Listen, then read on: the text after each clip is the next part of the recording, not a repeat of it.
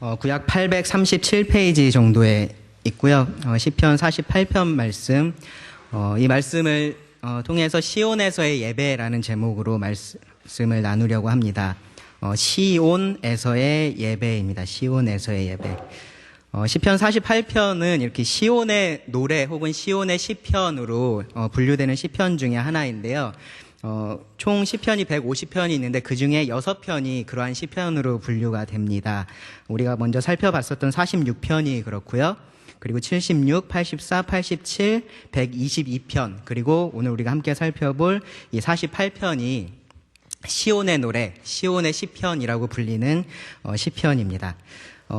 시온의 노래라고 분류되는 그러한 시편들의 특징은 하나님께서 거하시는 장소로서의 예루살렘, 이 시온산이 있는 그 예루살렘이 시의 주제가 된다라는 건데요. 이 시편 48편이 사실 그런 주제가 가장 극명하게 잘 드러난 시편이다라고 할 수 있습니다.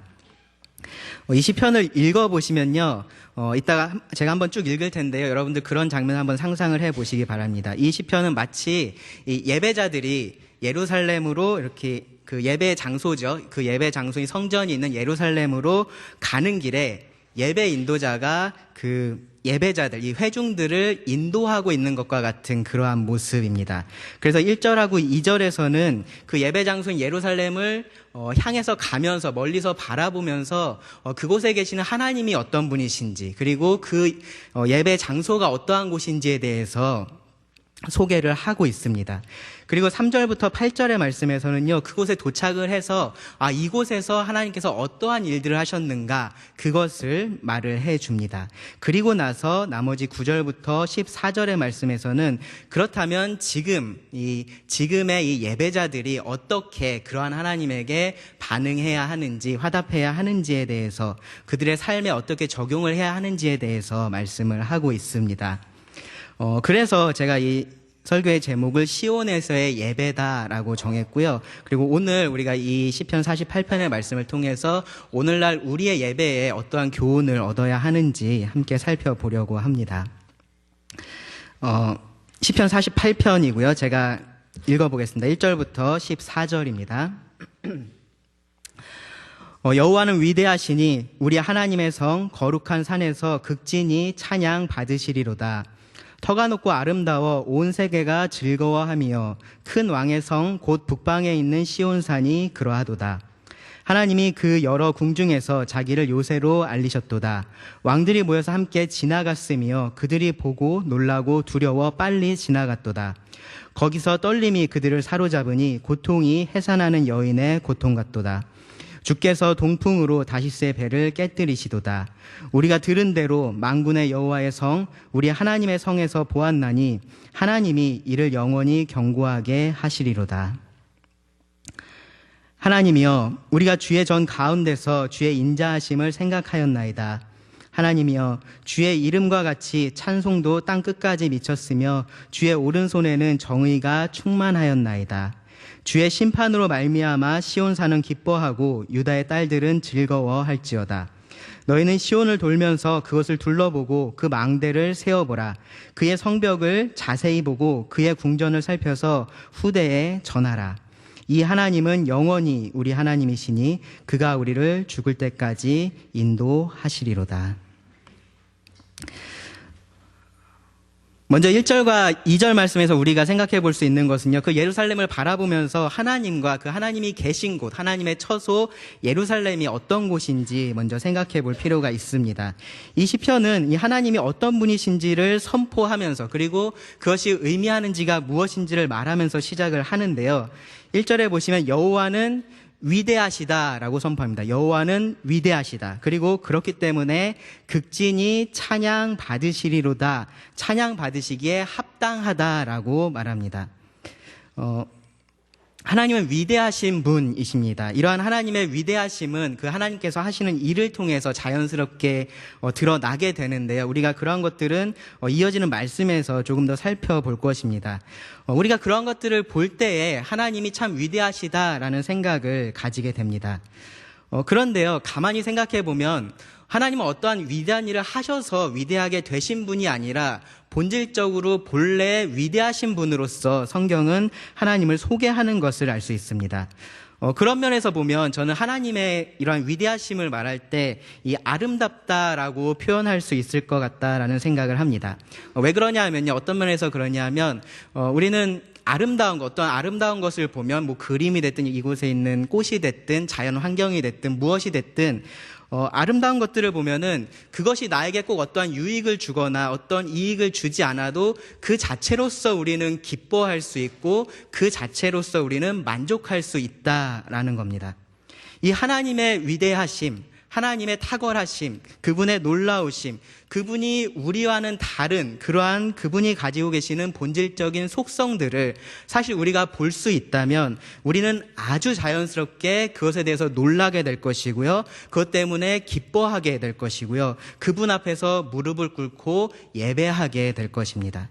왜냐하면 하나님은 그런 위대하신 아름다우신 하나님이시기 때문입니다. 근데 문제는 뭐냐 하면 우리의 이 눈으로 하나님의 그러한 위대하심을 제대로 다 볼 수가 없다라는 겁니다. 그래서 하나님은 어떻게 하셨냐면 하나님께서 우리에게로 내려오셔서 자신을 드러내십니다. 우리로 하여금 하나님을 알게 하시려고 하나님께서 우리에게 내려오셔서 자신을 나타내십니다. 그것을 우리는 하나님의 임재라고 표현을 합니다. 하나님의 임재입니다. 하나님은 본질적으로 어느 곳에나 계신 분이시죠. 맞나요? 네. 우리는 그러한 하나님을 알고 있습니다. 하나님의 편재하심이라고 말하죠. 하나님은 어느 곳에나 동일하게 계십니다. 그런데 이 인간의 역사를 보면 하나님께서 어떻게 하셨냐면 특정한 공간에 하나님 자신을 나타내기를 원하셨습니다. 그곳에 하나님의 이름을 두시고 하나님의 임재를 그곳에 두시고 하나님의 영광을 그 특정한 공간에서 그 장소에서 나타내셨던 것을 볼 수 있습니다. 태초에 에덴 동산이 그러한 장소였고요. 광야에 있었던 성막이 그러한 장소였고요. 그리고 그 이후에는 성전이 그러한 장소가 되었습니다. 그래서 여기 시편 1절 말씀에서도 보시면 여호와는 위대하시니 극진히 찬양 받으시리로다 라고 그냥 하지 않고요. 중간에 장소의 개념이 들어가죠. 우리 하나님의 성 거룩한 산에서 극진히 찬양을 받으시리로다 라고 말합니다. 하나님께서 그 특별한 임재를 두고 계시는 곳, 이 백성들의 예배를, 하나님의 백성들의 예배를 받으시는 곳, 시온산 예루살렘 성을 말합니다. 바로 그곳에서 이 하나님의 위대하심 때문에 그분의 백성들이 하나님을 찬양한다, 마땅히 찬양해야 한다라는 말입니다. 그러면서 이 시온에 대해서, 이 예루살렘에 대해서 이 시인은 조금 더 언급을 하는데요. 2절에 보시면 그곳이 터가 높고 아름답다라고 표현을 합니다. 터가 높고 아름답다. 잘 아시는 것처럼 예루살렘은 상당히 고지대에 있습니다. 그래서 성경에 보면 예루살렘으로 간다라는 표현을 항상 어떻게 합니까? 예루살렘으로 올라간다라고 표현하죠. 올라간다. 높은 곳에 있기 때문에 그렇습니다. 그곳에 시온산이 있었습니다. 그런데 이 시온산은요, 혹시 이스라엘에 가보신 분들은 아시겠지만, 저도 아직 못 가봤는데, 가보신 분들은 아시겠지만 그렇게 크고 웅장하다라고 말할 수 있는 그러한 산은 아닙니다. 그냥 우리의 뒷산 같은 혹은 언덕 같은 그러한 산입니다. 그런데 이러한 산을 터가 높고 아름답다라고 아주 특별하게 표현을 하고 있습니다. 이 산은요, 그 크기 면에서 혹은 그 높이 면에서 그렇게 특별한 산은 아니지만 사실 성경에서 보면 굉장히 특별한 산으로서 언급이 됩니다. 처음 다윗이 이곳을 점령했었고요. 그리고 나서 이 시온은 이 예루살렘의 상징과 같은 산이 되었습니다. 그래서 시온 자체가 예루살렘을 의미하기도 하고요. 때로는 유대 땅 전체를 의미하기도 하고 이스라엘 국가 전체를 아우르는 그러한 대표적인 이름으로 사용되기도 합니다. 시온이 왜 그렇게 특별한 장소가 되었을까요? 하나님께서 그곳에 하나님의 임재를 두셨기 때문입니다. 이 시온산이 하나님의 임재와 특별한 관계가 있기 때문입니다. 그래서 이 시온산에 대해서 이 2절 말씀에 보면 이렇게 표현을 합니다. 큰 왕의 성, 곧 북방에 있는 시온산이 그러하도다. 큰 왕이 계신 바로 그 산, 그 성입니다. 그런데 여기서 조금 의아한 표현이 있습니다. 여기 보시면 북방에 있는 시온산이다라고 말합니다. 이 시편 48편을 가지고 만든 찬양도 있는데 제가 기억에 제 중고등학교 때 참 많이 불렀던 찬양이에요. 근데 그 찬양에 보면은 저북방에 있는 시온산 큰 왕의 성일세, 그러한 가사가 있는데 바로 요 말씀하고 같은 말씀인데요. 그 찬양을 부를 때마다 전 항상 좀 궁금했습니다. 시온산이 하나님의 성이 왜 북방에 있지? 남방에 있어야 되는 거 아니야? 여러분, 이스라엘을 가만히 보시면 예루살렘은 북쪽에 있나요? 남쪽에 있나요? 남쪽에 있습니다. 그렇죠? 남쪽에 있고요. 시온산은 예루살렘에서 어느 쪽에 있는지 아십니까? 남쪽에 있습니다. 분명히 남쪽에 있는데 왜 북방에 있는 시온이라고 표현을 했을까? 저는 그래서 그 찬양을 할 때마다 항상 궁금해 했었는데요. 이번에 공부를 하면서 이제 그 부분에 대해서 좀 찾아봤었는데 두 가지 가능성이 있습니다. 하나는 이 시온산의 북쪽에 성전이 자리하고 있었기 때문에 이제 북방에 있는 시온산이다라는 표현을 사용했다라는 것이 하나의 설명이고요. 또 하나는 뭐냐면 여기서 이 북방이라고 번역된 이 단어 자체가 산의 이름인 겁니다. 원래는 차폰이라는 단어인데요. 이 차폰산을 의미한다라고 보는 겁니다. 그 당시에 차폰산이 있었는데요. 이 차폰산은 어떠한 곳이냐 하면 가나안의 그 백성들이 자신들의 그 가나안의 신들이 모이는 장소로서, 그들이 거주하는 장소로서 이 차폰산을 생각을 하고 있었습니다. 즉 그리스 신화에 따지면은 올림푸스 산인 거죠. 그러니까 그렇게 이해를 하면은 이것은 무슨 뜻이 되냐면은 사람들은 그 차폰산에 그러한 신들이 거주한다라고 생각하지만 참된 신, 참된 하나님, 유일하신 하나님은 어느 곳에 계시다? 시온산에 계시다라는 그러한 의미가 됩니다. 이 시온산이 바로 그런 참된 하나님의 거처로서 강조를 하고 있다라고 볼 수가 있는 겁니다. 어떤 식으로 이해를 하든지요. 이 말씀에서 강조하고 있는 것, 중요한 것은 무엇이냐면 이 시온산이 왕이신 하나님이 거주하시는 그분의 임재를 두시는 장소였다라는 겁니다. 그래서 그 산에 대해서 거룩한 산이라고 표현을 합니다. 산 자체가 거룩한 것은 아니겠죠. 그곳에 하나님이 계시기 때문에 거룩하다라고 말할 수 있는 거고요. 그 산이 터가 높고 아름답다라고 표현할 수 있는 것도 그곳에 높고 아름다우신 그 하나님께서 계시기 때문이다. 우리가 그렇게 생각할 수 있습니다. 이 높고 아름다운 곳에 하나님이 계시기 때문에 그 하나님이 높고 아름다운 분이 되는 것이 아니고요. 거룩한 곳에 하나님이 계시기 때문에 그 하나님이 거룩한 하나님이 되는 것이 아니고요. 정반대입니다. 하나님께서 왕의 자리에 앉으셔서 그분이 왕이 되신 것이 아니라 왕이신 하나님이 계신 그곳이 바로 왕의 보좌가 되는 것입니다. 거룩하신 하나님이 계신 그곳이 거룩한 산이 되는 것이고요. 바로 높으신 그리고 아름다우신 하나님이 계신 그곳이 높고 아름다운 곳이 되는 것입니다. 그래서 이 하나님께 온 세계가 기쁨으로 화답한다라고 이 2절에서는 말하고 있습니다. 터가 높고 아름다워 온 세계가 즐거워한다라고 말합니다. 온 세계가 이 하나님을 우리 하나님으로 인정을 하고 이 하나님을 극진히 찬양하는 것, 그것이 위대하신 하나님에 대한 마땅한 반응입니다. 근데 문제는 모두가 다 그렇게 화답하지 않는다라는 겁니다. 하나님께 마땅한 찬양을 그렇게 돌려드리지 않는다라는 겁니다. 하나님으로 인해서 모든 사람들이 다 이렇게 이 시편에서 말하고 있는 것처럼 즐거워하지 않는다라는 것입니다.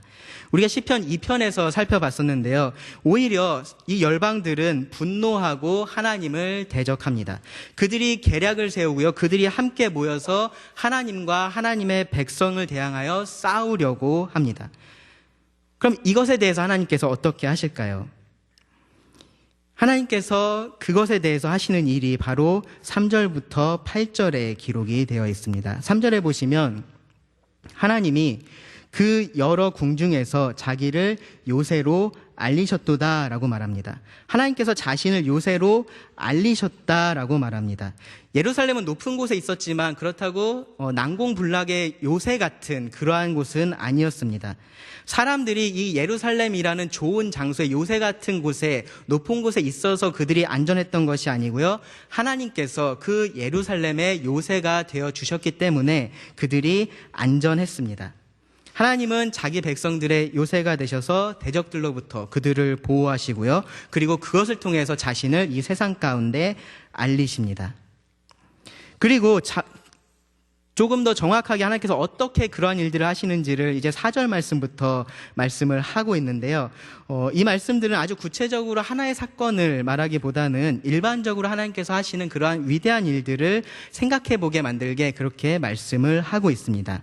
4절 말씀부터 보시면 왕들이 모여서 함께 지나갔으며 그들이 보고 놀라고 두려워 빨리 지나갔도다. 거기서 떨림이 그들을 사로잡으니 고통이 해산하는 여인의 고통 같도다. 주께서 동풍으로 다시스의 배를 깨뜨리시도다.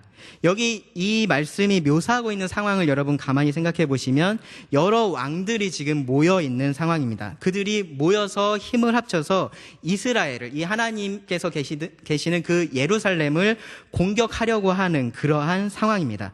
그래서 그들이 이 예루살렘에 도착을 했습니다. 그런데 그곳에 가서 그들이 보았을 때 그들의 반응은 무엇이었냐면 놀랐습니다. 그리고 그들은 두려워했습니다. 그리고 도망했습니다. 이 5절 말씀에서 그것을 얼마나 간략하게 간결하게 묘사하고 있는지 보십시오. 그들이 보고 놀라고 두려워 빨리 지나갔도다. 이런 일들이 아주 당연한 수순으로 빠르게 이어지는 것처럼 시인은 그렇게 묘사를 하고 있습니다. 여기서 강조되고 있는 것은요, 이 하나님을 대적하려고 하는 이 자들의 그러한 감정, 바로 두려움이라는 감정입니다. 그들은 두려워합니다. 그들은 떨려합니다. 6절에 보시면 거기서 떨림이 그들을 사로잡았다라고 표현을 하고요. 그리고 그러한 떨림이, 그러한 고통이 마치 해산하는 여인의 고통 같았다라고 표현을 합니다. 이 이스라엘을 대적하려던 그 왕들이 그러한 공포에 사로잡혔다라는 겁니다. 왜 그랬을까요? 이 예루살렘 성이 너무나 견고하고 무서웠기 때문일까요? 그것이 아니라 7절 말씀에서 그 원인에 대해서 분명하게 말씀을 합니다. 주께서 동풍으로 다시스의 배를 깨뜨리시도다. 이 모든 것이 하나님의 힘으로, 하나님의 손으로 하신 일이다라는 겁니다. 이 다시스의 배는 꼭 그 다시스라는 지역에 속해 있는 배를 말하는 것이 아니고요. 아주 큰 배, 이 무역선과 같은 그런 큰 배를 의미를 합니다. 그러한 거대한 배들도 하나님 앞에서는 아무것도 아닌 것이었다라는 겁니다. 여기서 묘사하고 있는 이러한 상황과 가장 유사한 장면은 우리가 이 여호사밧 시대에 있었던 사건에서 찾아볼 수 있는데요. 역대하 20장에 이 사건이 기록이 되어 있습니다. 암몬과 모압 그리고 세일산에 있는 주민들이 이렇게 모여가지고 그 나라들이 힘을 합쳐서 이 예루살렘을 치기로 결정을 합니다. 그때 여호사밧이 어떻게 하나님께 기도를 했냐 하면 역대하 20장 12절에 이렇게 기도했습니다. 우리를 치러 오는 이 큰 무리를 우리가 대적할 능력이 없고 어떻게 할 줄도 알지 못하옵고 오직 주만 바라보나이다. 지금 이 왕들이 모여서 이 예루살렘을 대적할 때 우리가 이들을 어떻게 이길 수 있는 힘이 우리들에게 전혀 없습니다. 우리가 어떻게 해야 할지 전혀 모르겠습니다 라고 여호사밧이 고백을 합니다. 그러면서 우리가 할 수 있는 것 단 한 가지, 오직 우리의 요새이신 주님만을 바라봅니다 라고 그렇게 하나님의 도우심을 간절히 구합니다. 그때 하나님께서 뭐라고 응답하셨냐 하면요, 역대하 20장 17절에 기록되어 있는데요. 이 전쟁은 너희가 싸울 것이 없나니 대열을 이루고 서서 너희와 함께한 여호와가 구원하는 것을 보라. 유다와 예루살렘아, 너희는 두려워하지 말며 놀라지 말고 내일 그들을 맞서 나가라. 여호와가 너희와 함께하리라. 이 약속의 말씀을 믿고요, 이 유다 백성들이 바로 그 다음 날 그들이 행진을 하기 시작합니다. 대열을 갖추고 행진하기 시작합니다. 그러면서 그들이 어떻게 했냐면 하나님을 찬송했습니다. 이렇게 찬송했습니다. 여호와께 감사하세 그의 인자하심이 영원하도다.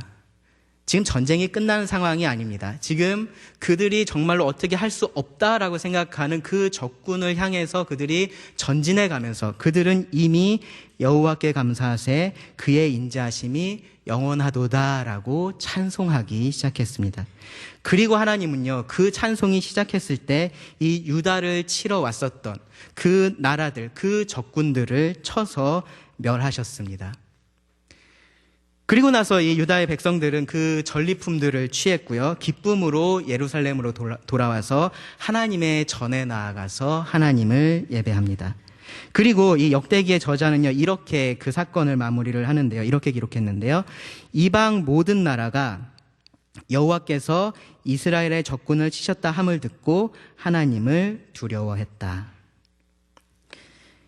이 비슷한 사건이 히스기야 시대에도 있었습니다. 아마 성경에 기록되지 않은 이와 비슷한 사건들이 많이 있었을 겁니다. 하나님께서 이스라엘의 요새가 되어주셔서 그들을 보호해 주신 것, 그러한 것을 이 이스라엘은 역사를 통해서 계속해서 체험할 수 있었습니다. 실제로 하나님께서 이러한 일들을, 이 구원의 일들을 그들에게 베풀어 주신 겁니다.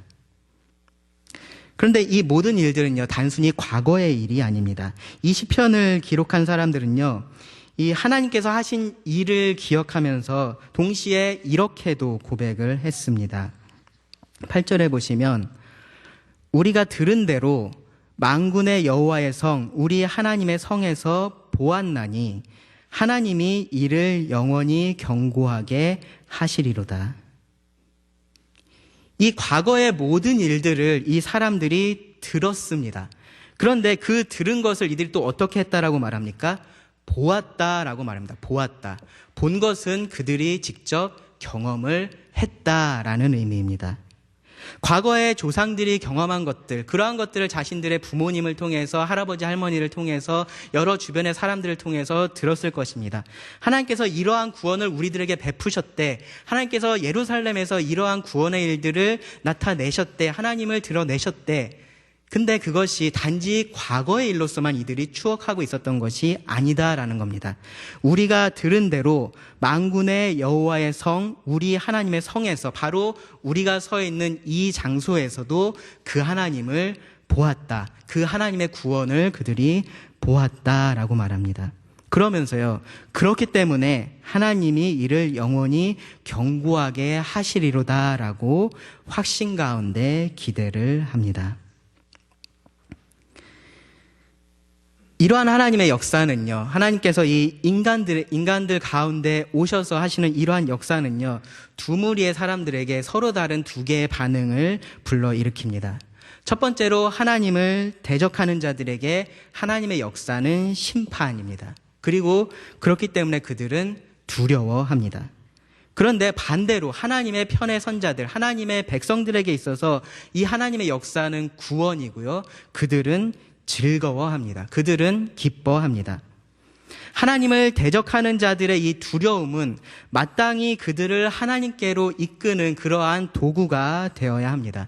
여러분, 가나안 정복 때에 이 라합과 기브온 사람들이 보였던 그러한 모습, 그들이 두려움에서 끝난 것이 아니라 그 두려우신 하나님 앞으로 왔었던 것처럼 그러한 반응으로 이어져야 합니다.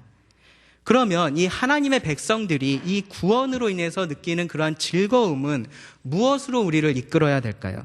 하나님의 처소에 나아간 우리들, 하나님이 계신, 하나님의 임재가 있는 그곳에 나아간 우리들, 기쁨으로 나아간 우리들은 무엇을 해야 될까요? 예배입니다. 예배. 이 시편 48편의 나머지가 바로 이 예배자가 어떻게 그러한 기쁨으로써 하나님의 구원을, 하나님께서 베풀어 주신 그 구원에 화답할 수 있는지를 말씀하고 있습니다. 4가지로 말씀을 하고 있는데요. 첫 번째는 생각하라라는 거고요. 그리고 두 번째는 기뻐하라라는 거고요. 세 번째는 전달하라이고요. 네 번째는 기대하라입니다. 생각하고 기뻐하고 전달하고 기대하는 것입니다. 이것이 하나님께서 베푸신 그 구원의 즐거움을 아는 자들이 하나님께 화답하는 그러한 방법입니다. 첫 번째로는요, 생각하라입니다. 생각하라. 9절과 10절인데요. 말씀을 보시면 하나님이요, 우리가 주의 정 가운데서 주의 인자하심을 생각하였나이다.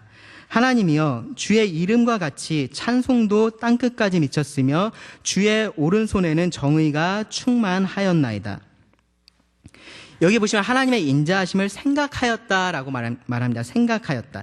이 생각한다라는 말은요, 무언가 이 이미지를 그려본다라는 의미가 있습니다. 무언가 이미지를 그려본다.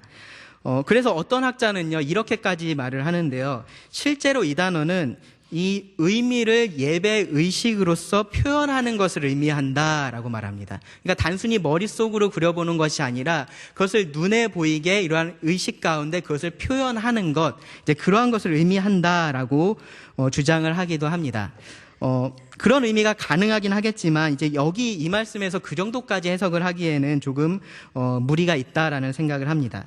그런데 분명한 것은 무엇이냐면요, 여기에 이 시편 기자가 말하고 있는 것, 그리고 이들이 했었던 일, 이들이 하나님의 전에 나가서 했었던 일, 주의 인자하심을 생각했다라는 것은 단순히 막연하게 하나님 참 인자하신 분이시지, 하나님 참 우리들에게 이런 구원을 베푸신 분이시지, 그냥 그 정도 생각을 한 것이 아니었다라는 거죠. 그들은 굉장히 구체적이고 실제적으로 하나님께서 어떻게 그들을 구원하셨는지를 생각하고 있었다라는 겁니다. 하나님을 예배하는 그곳에 가서 하나님께서 그들에게 베풀어 주신 그 놀라운 구원의 일을 구체적으로 이미지를 통해서 그들이 생각하고 있었다라는 겁니다. 그들은요, 이 하나님이 하신 일에 대해서 또 이렇게 표현을 합니다. 주의 인자하심이다. 우리가 주의 정 가운데서 주의 구원하심을 생각하였다라고 말할 수도 있는데요, 주의 인자하심이라고 표현을 합니다. 하나님의 오른손, 즉 하나님의 능력이죠. 이 하나님의 능력으로 행하신 그 정의가 이 온 세상에 충만했고요, 그렇기 때문에 하나님을 찬송하는 그 찬양이 땅끝에 가득했습니다. 그 모든 것들이 하나님의 구원인데요, 그 근간에 무엇이 있냐 하면 바로 하나님의 인자하심이 있었다라는 겁니다. 하나님의 사랑이, 하나님의 은혜가 언약의 기초에서 변하지 않는 그 하나님의 사랑이 그 안에 있었다라는 겁니다. 그것이 그 백성들을 구원했습니다.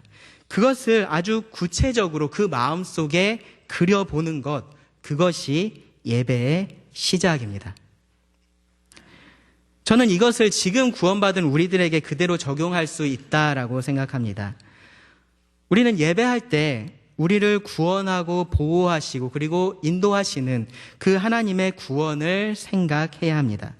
성경은 이 하나님의 구원에 대해서 아주 다양하게 말씀을 하고 있는 것을 우리가 알 수 있습니다. 우리가 그 구원의 모든 것들을 다 이해할 수는 없겠지만 이 하나님께서 성경을 통해서 우리들에게 보여주신 그 구원의 모습을 묵상하고 마음속에 그려보고 그리고 그 안에 있는 사랑의 하나님, 공의의 하나님을 알아가는 것, 그것이 우리의 예배에 있어서 반드시 필요한 것입니다. 특별히 이 보이지 않는 하나님을 우리들에게 보여주신 그 예수 그리스도, 그리고 그분의 십자가를 우리가 생각해 봐야 합니다. 우리의 예배에 그것이 반드시 필요합니다. 그래서 이런 면에서 생각해 보면요, 우리가 매주일 행하는 이 주의 만찬, 이 떡과 잔이 굉장히 큰 의미가 있습니다. 우리는 그 떡과 잔을 통해서 자연스럽게 하나님께서 우리들에게 베풀어 주신 그 구원을 생각해 보게 되기 때문입니다. 그러니까 여러분, 아무 생각 없이 예배 시간에 나와서 앉아 계시지 마시기 바랍니다. 여러분, 생각하고 계십시오. 하나님께서 여러분들에게 어떠한 구원을 베풀어 주셨는지 생각해 보시기 바랍니다. 아주 구체적으로 그것을 생각하고 이 예배에 참여하실 수 있기를 바랍니다. 아마 형제님들은 조금 더 그러한 면에서 부담감을 느끼실 텐데요, 사실은 형제들뿐만 아니라 이 예배 시간에 앉아있는 모든 사람들이 예배자이고요, 우리가 다 그렇게 하나님의 구원을 생각해야 합니다. 왜냐하면 그것이 구원받은 자들의 합당한 반응이기 때문에 그렇습니다. 두 번째로요, 우리는 기뻐해야 합니다. 이 11절 말씀해 보시면 주의 심판으로 말미암아 시온산은 기뻐하고 유다의 딸들은 즐거워할지어다 라고 말씀합니다. 첫 번째는 우리가 생각하는 것이었고요. 두 번째는 기뻐하는 것입니다. 이 하나님의 구원은 하나님을 대적하는 사람들에게는 심판이지만 하나님의 편의 선자들, 하나님의 백성들에게는 구원이고요. 따라서 기뻐할 이유가 됩니다. 이 시온산 유다의 딸들은 이제 그곳에 있는 주민들을 가리키는 말이고요. 이 하나님의 구원을 경험한 자들, 그들의 예배에는 기쁨이 있는 것입니다. 그들의 예배에는 가슴 벅찬 그러한 감동이 함께 하는 것입니다. 사실 이것은 이 시편의 처음부터 지금까지 아주 당연한 것으로 언급이 되어 있습니다. 하나님의 구원을 생각할 때 우리에게 기쁨이 없다면 사실 무언가 잘못되어 있다라고 우리가 생각을 해야 합니다. 하나님께서 나를 그렇게 구원해 주셨는데 내가 그 하나님을 예배하는 데 있어서 어떠한 기쁨도 나에게 없다면 무언가는 잘못됐다라는 생각을 가지셔야 합니다. 어쩌면 하나님의 그 구원이 나하고 상관없기 때문에 내가 기뻐하지 않고 있을 수도 있습니다. 단 한 번도 하나님께서 베푸신 구원으로 인해서 내가 정말로 기뻐한 적이 없다면 그럼 내가 정말 그러한 구원을 경험한 적이 있는지 고민해 봐야 합니다. 어쩌면요. 그리고 많은 분들에게 있어서 이 하나님의 구원이 너무나 익숙한 이야기가 되어버렸을지도 모릅니다. 우리는 이미 가진 것에 대한 소중함을 잘 모릅니다. 갖기 전에는 이것이 얼마나 귀한지 생각을 많이 하는데요. 한번 가지고 나면 그것이 소중하다라는 생각을 잘 하지를 못합니다. 이 구원에 대해서 우리가 어쩌면 그렇게 하고 있을 수 있습니다. 만약에 그렇다면요. 이 구원의 즐거움을 회복시켜 줄 것을 여러분 기도하셔야 합니다. 그리고 말씀과 다른 성도들과의 교제를 통해서 이 구원에 대해서 여러분 더 많이 묵상할 필요가 있습니다. 어쩌면요, 우리는 이 성경이 말하고 있는 구원, 하나님의 구원을요, 단순히 과거와 미래의 일로만 생각하고 있을 수도 있습니다. 그렇기 때문에 현재 구원의 즐거움을 우리가 누리지 못하고 있을 수도 있습니다. 하나님께서 나를 구원하셨고 그렇기 때문에 나는 천국에 갈 거야, 하나님이 계신 곳에 갈 거야 라고만 우리가 하나님의 구원을 생각하면 지금 내 삶에 있어서 하나님의 구원은 사실 아무런 의미가 없는 것이 되어버립니다. 그런데 하나님의 구원의 역사는요, 지금도 내 삶 속에서 계속해서 진행되고 있습니다. 다른 사람들의 삶에서만 진행되고 있는 것이 아니라요, 오늘 내 삶 속에서 여전히 그러한 하나님의 구원은 계속되고 있습니다. 세상과의 싸움, 죄와의 싸움에서 우리가 승리할 수 있는 것, 무엇 때문에 그렇습니까? 바로 하나님께서 우리들에게 힘주시기 때문에 그렇습니다. 하나님께서 우리와 함께 하시면서 우리를 그 죄의 세력에서 구원하고 계신 것입니다.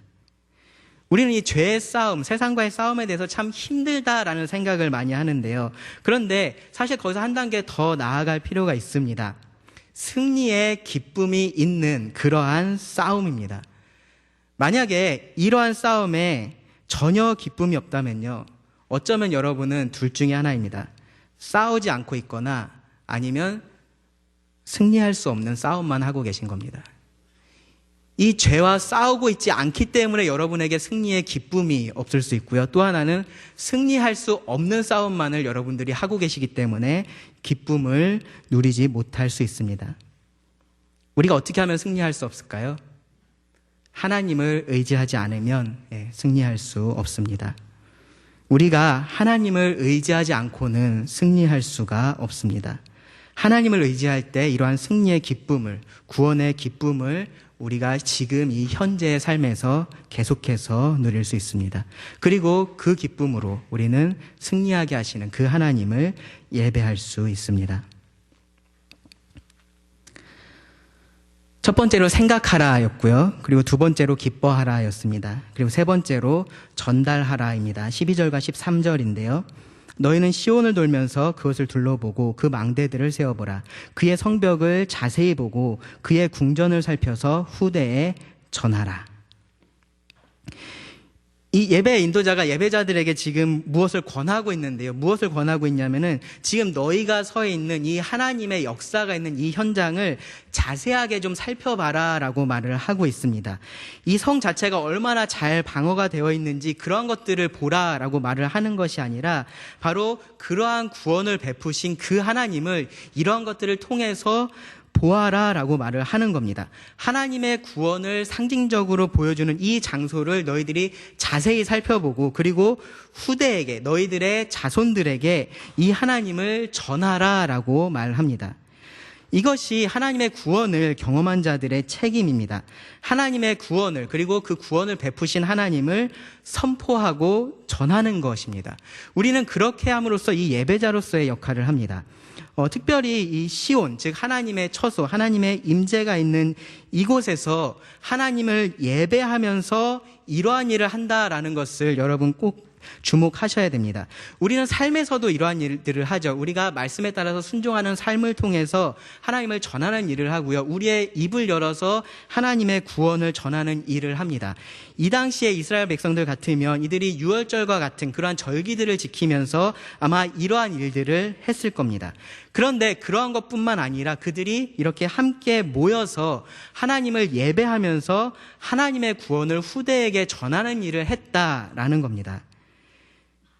이것이 사실 우리가 함께 모여서 예배할 때 해야 하는 일 중에 하나입니다. 앞서서 이 예배자들의 고백, 이 8절에 나왔던 예배자의 고백을 여러분 생각해 보시면 그들은 들은 대로 들은 그것을 보았다라고 고백을 했습니다. 그들이 그들의 부모님에게 조상들에게 들었던 그것을 그들이 실제로 경험을 했다라고 말합니다. 여러분들의 자녀가 여러분들의 손자 손녀가 이러한 고백을 할 수 있기를 원하지 않으십니까? 그렇다면 여러분들이 전하셔야 합니다. 여러분들이 그것을 말해 주어야 합니다. 그들이 이렇게 고백을 할 수 있었던 것은요, 궁극적으로는 하나님께서 그들에게 은혜를 베푸셨기 때문이지만 그들의 부모가, 그들의 할머니가, 할아버지가 이러한 예배자로서의 역할에 충성했기 때문이기도 합니다. 그들은 삶으로 그리고 실제적인 가르침으로 그리고 이러한 예배의 모습을 통해서 구원의 하나님을 후손에게 전파해 주었던 것입니다. 우리가 먼저 믿었다면 우리는 하나님을 예배하는 자로서 동일한 책임을 가지고 있습니다. 꼭 아버지가 되어야지, 어머니가 되어야지, 우리가 나이 많은 사람이 되어야지만 이러한 일들을 해야 하는 것은 아닙니다. 나이에 상관없이요, 우리는 우리 주변에 있는 사람들에게 이러한 하나님을 예배를 통해서 보여줄 그러한 책임이 있습니다. 그리고 마지막으로요, 14절인데요. 기대하라입니다. 기대하라. 이 하나님은 영원히 우리 하나님이시니 그가 우리를 죽을 때까지 인도하시리로다. 이것이 모든 구원받은 자가 끝까지 확실하게 기대할 수 있는 그러한 진리입니다. 우리의 하나님이 되어주신 그 하나님은요, 영원히 우리의 하나님이 되어주실 겁니다. 그분이 우리가 죽을 그때까지 우리를 인도하실 것이고요. 그리고 우리가 죽을 그때에 우리를 그분이 계시는 그곳으로 인도하실 것입니다. 우리는 이러한 확실한 기대를 가지고 예배자로서 살아갈 수 있습니다. 어쩌면요, 우리가 처한 환경이요, 앞에서 제가 언급했었던 그 여호사밧처럼 그렇게 말할 수밖에 없는 환경이 있을 수도 있습니다. 우리를 치러 오는 이 큰 무리를 우리가 대적할 능력이 없고 어떻게 할 줄도 알지 못하겠습니다 라고밖에 말할 수 없는 그러한 환경이 우리들에게 찾아올 수 있습니다. 하나님, 정말로 이러한 일들이 저에게 다가오고 있는데 제가 이것을 맞닥뜨려야 하는데 제가 어떻게 이것을 이길 수 있는지 저는 정말로 모르겠습니다. 저에게 그러한 힘이 없습니다 라고 고백해야 하는 그러한 상황이 있을 것입니다. 그때에 우리는 하나님의 이 약속의 기초에서 이렇게 덧붙일 수 있습니다. 그렇기 때문에 오직 주만 바라보나이다. 그렇기 때문에 저는 오직 주님만을 기대하고 있습니다. 우리에게 예수님께서 동일한 약속을 주셨습니다. 세상 끝날까지 너희와 항상 함께 하겠다라고 약속하셨습니다. 세상 끝날에 함께 하시겠다라고 하신 것이 아닙니다. 세상 끝날 때까지입니다. 우리가 살고 있는 지금 순간순간 계속해서 하나님이신 예수님께서 우리와 함께 하시겠다라는 그러한 약속입니다. 우리의 예배가요, 우리가 함께 모여서 드리는 이 예배가 이런 구원의 하나님을 기억하고 또 다른 날들을 확실한 기대 가운데서 살아갈 수 있게 하는 그러한 예배가 되어야 합니다.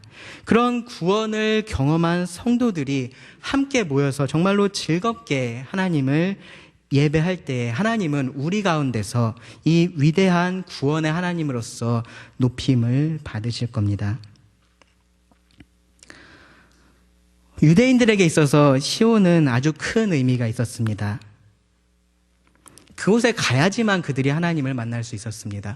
그 시온이라는 곳에 가야지만 그들이 하나님의 임재를 경험할 수 있었고요. 그곳에 가서 하나님을 예배할 수 있었습니다. 그런데 지금은 달라졌습니다. 예수님께서 사마리아 여자에게 말씀하셨던 것처럼 이제는 예배할 수 있는 장소가 그렇게 제한되어 있지 않습니다. 우리가 하나님을 예배하기 위해서 그 시온산으로 가야 하는 것은 아닙니다. 하나님과 우리 사이에 유일한 중보자가 되어주시는 그 예수 그리스도를 통해서 우리는 언제든지 하나님에게 나갈 수 있고요. 하나님을 예배할 수 있습니다. 그런데요, 그렇다고 해서 우리가 이렇게 함께 모여서 드리는 이 예배가 무의미해졌다라는 것은 아닙니다. 특정 장소는 의미가 없어졌지만 이 모인다라는 것은 여전히 중요한 의미를 가지고 있습니다. 하나님의 백성들이 함께 모여서 하나님을 예배한다라는 것은 여전히 중요한 일입니다. 우리가 영혼의 세계에 가서 우리가 해야 할 일이 무엇일까요? 우리가 함께 모여서 각 방언과 각 족속들이 온 세상의 사람들이 함께 모여서 하나님을 예배하는 그 일을 우리가 하게 될 것입니다. 하나님이 계신 그곳을 우리가 찾아다니는 것이 아니라요, 우리가 지금 모여서 예배하고 있는 이곳에 하나님께서 계십니다. 지금은 우리가 그렇게 하나님을 예배합니다. 그러면 우리가 드리는 이 예배도 하나님의 임재와 정말로 밀접한 관련이 있다라는 생각을 우리가 해야만 합니다. 우리가 예배하는 것은요, 단지 멀리 계시는, 높이 계시는, 하늘에 계시는 그 하나님을 예배하는 것이 아니라요, 지금 이곳에 우리와 함께 하시는 그 하나님을 예배합니다. 우리를 구원하신 그 하나님을 예배합니다. 그러면 우리의 지금의 이 예배가 그 구원의 하나님을, 그 위대하신 하나님을, 그 하나님의 인자하심을 올바르게 드러내고 있는지를 우리가 심각하게 고민을 해야 합니다. 여러분, 하나님의 이 구원을 생각하면서 정말로 기쁘게 예배에 참여하고 계십니까? 정말로 우리들의 이 예배를 통해서 하나님을 전하고 계십니까? 정말로 이 예배가 구원의 하나님을 다시 기대하고 그 하나님을 의지할 수 있게 하고 있습니까? 교회가 모여서요, 우리가 교회로서 모여서 예수 그리스도를 통해서 이렇게 하나님을 예배할 때 이 왕이신 하나님께서 우리들과 함께 하신다라는 것이 드러날 것입니다.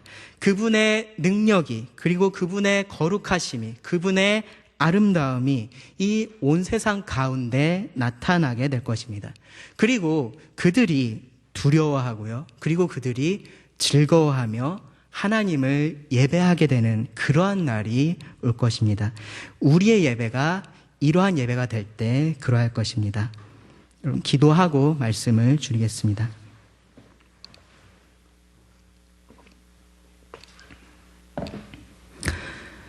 하나님께서 우리와 함께 하셔서 우리를 구원하심에 감사를 드립니다. 우리를 구원하셔서 하나님을 예배하는 자들로 세워주심에 감사를 드립니다. 주님, 우리가 모이는 이 모든 예배가 그 위대하신 하나님을 나타내고 하나님의 구원을 선포하는 자리가 되기를 원합니다. 우리가 하나님을 높이고 그 하나님을 하나님으로서 드러내는 그러한 자들이 되기를 원합니다. 주님, 우리의 예배 가운데서 높임을 받아 주시옵소서. 들은 말씀을 주님께 의지하며 예수님의 이름으로 기도드립니다. 아멘.